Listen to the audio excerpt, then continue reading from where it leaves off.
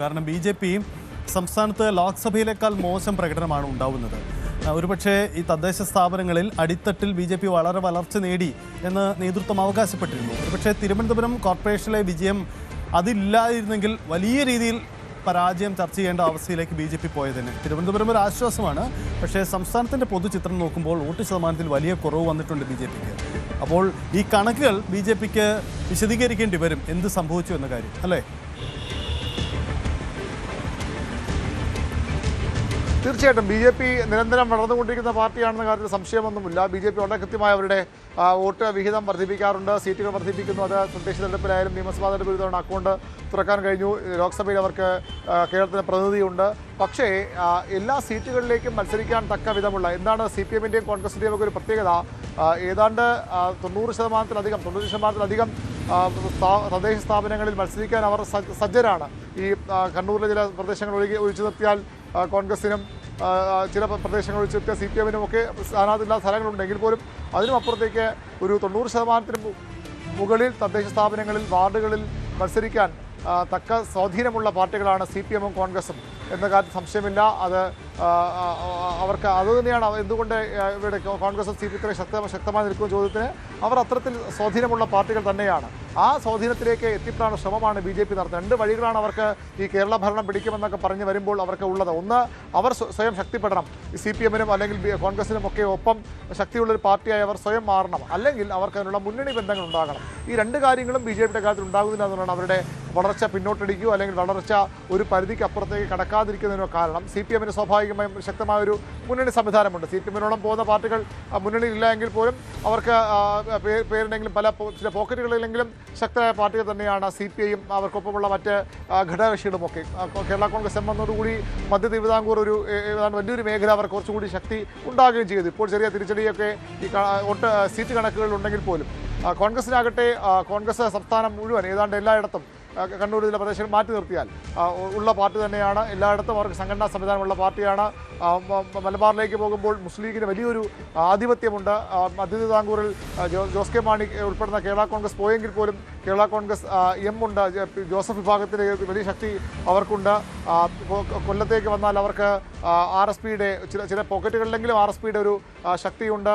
അങ്ങനെ ഘടകകക്ഷികൾ നോക്കുമ്പോൾ അങ്ങനെ എല്ലായിടത്തും മുന്നണി സംവിധാനം എന്ന നിലയിൽ അവർക്ക് പിടിച്ചെടുക്കാൻ കഴിയുന്ന സംവിധാനമുണ്ട്. പക്ഷേ BJP സംബന്ധിച്ചിടത്തോളം അതില്ല. BJP-യുടെ NDA മുന്നണിക്ക് ഏറ്റവും പ്രശ്നം BJP തന്നെയാണ് അവരുടെ ഏറ്റവും വലിയ പാർട്ടി. അതിനപ്പുറത്തേക്ക് ഒരു സ്വാധീനമുള്ള പാർട്ടി അവരുടെ BDJS ആണ്. അവർ തന്നെ വലിയ തർക്കങ്ങളിലും പിണക്കങ്ങളിലും ഒക്കെയാണ് മുന്നണി വിട്ട് പോകുമെന്ന തരത്തിലുള്ള സൂചനകളൊക്കെ വരുന്നു. അപ്പോൾ അതുകൊണ്ടാണ് BJP-ക്ക് വോട്ട് കണക്കുകളിലും പൊതുവിൽ കുറവ് വരുന്നത്. BJP പിടിക്കുന്ന വോട്ടുകൾക്ക് അപ്പുറത്തേക്ക് NDA മുന്നണി എന്ന അവർക്ക് വോട്ട് വിഹിതം വർദ്ധിപ്പിക്കാൻ കഴിയുന്നില്ല. അത്തരം സ്വാധീനമുള്ള ഘടകകക്ഷികൾ അവർക്കില്ല.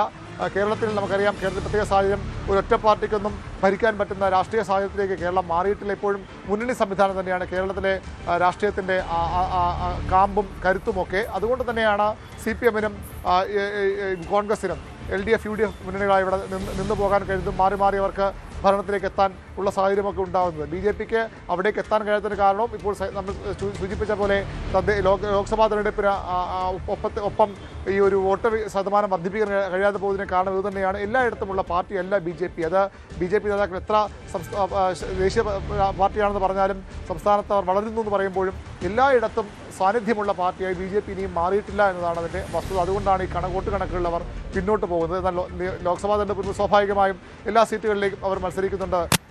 അതുകൊണ്ട് തന്നെ അവർക്ക് അവിടെയൊക്കെ ആ വോട്ട് BJP-ക്ക് പോകേണ്ട അല്ലെങ്കിൽ BJP രാഷ്ട്രീയത്തിൽ വിശ്വസിക്കുന്ന സംഘപരിവാർ രാഷ്ട്രീയത്തിൽ വിശ്വസിക്കുന്നവരൊക്കെ വോട്ട് ചെയ്യാനൊരു ഇടം കിട്ടുന്നു. പക്ഷേ തദ്ദേശ തെരഞ്ഞെടുപ്പ് വരുമ്പോൾ അത്തരത്തിൽ ഇടം അവർക്ക് ഉണ്ടാകുന്നില്ല. അവർക്ക് എല്ലായിടത്തും അവരുടെ സ്ഥാനാർത്ഥികളെയോ മുന്നണി സ്ഥാനത്ത് നിർത്താൻ പോലും കഴിയാത്തൊരു അവസ്ഥ ഇപ്പോഴും കേരള രാഷ്ട്രീയത്തിൽ ഉണ്ട് എന്നതാണ് അതിൻ്റെ വാസ്തവം.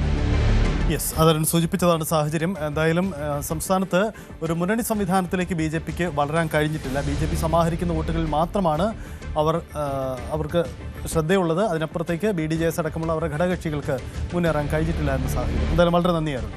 നമ്മൾ സൂചിപ്പിച്ചതാണ് സംസ്ഥാനത്തിൻ്റെ പൊതുചിത്രം. ഈ മാറിയ രാഷ്ട്രീയ സാഹചര്യങ്ങൾക്കനുസരിച്ച് ഉള്ള വോട്ട് ശതമാന കണക്കുകളാണ് പുറത്തു വന്ന എന്ന പരിശോധനയാണ് നമ്മൾ നടത്തി വരുന്നത്.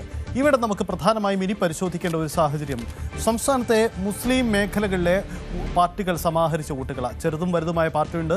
അതിലെ വലുത് പാർട്ടി ഏതെന്ന ചോദ്യത്തിന് ഒരു തർക്കവുമില്ല, അത് മുസ്ലിം ലീഗ് തന്നെയാണ്. നോക്കൂ, ലീഗ് നില മെച്ചപ്പെടുത്തുകയാണ് ചെയ്യുന്നത്. ലീഗ് അവരുടെ പോക്കറ്റുകളിൽ കൂടുതൽ ശക്തി പ്രകടിപ്പിക്കുകയാണ് ചെയ്തത്. അതാണ് മുസ്ലിം ലീഗിൻ്റെ വോട്ട് ശതമാന കണക്കുകൾ എന്ന് പറയുന്നതാണ് സാഹചര്യം. 9.77% വോട്ടുകളാണ് ഇത്തവണ മുസ്ലിം ലീഗ് പിടിച്ചിരിക്കുന്നത്. സംസ്ഥാനത്ത് BJPക്ക് തൊട്ടു ശേഷം പിന്നിൽ 4ാം സ്ഥാനത്താണ് മുസ്ലിം ലീഗിൻ്റെ പ്രകടനം അവർ നടത്തിയിരിക്കുന്നത് എന്നതാണ്.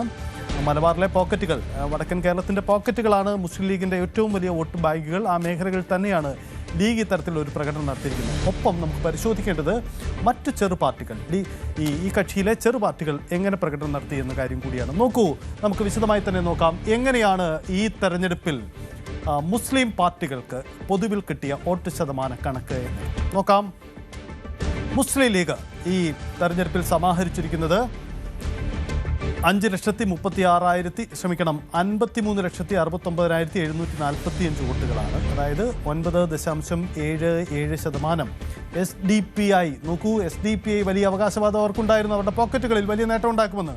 സംഭവിച്ചത് വെറും 0.74% വോട്ടുകൾ.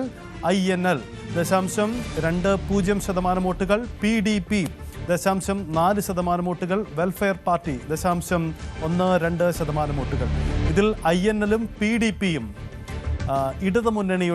ഇടതുമുന്നണിക്ക് വേണ്ടി പ്രവർത്തിക്കുന്ന, ഇടതുമുന്നണിയുടെ ഭാഗമായി നിൽക്കുന്നതാണ്. ഒരു പാർട്ടി മുന്നണിയുടെ ഭാഗമാണ്, മറു പാർട്ടി പുറത്തുനിന്ന് പിന്തുണ കൊടുക്കുന്നതാണ്. അങ്ങനെയാണ് അവരുടെ ശതമാന കണക്കുകൾ.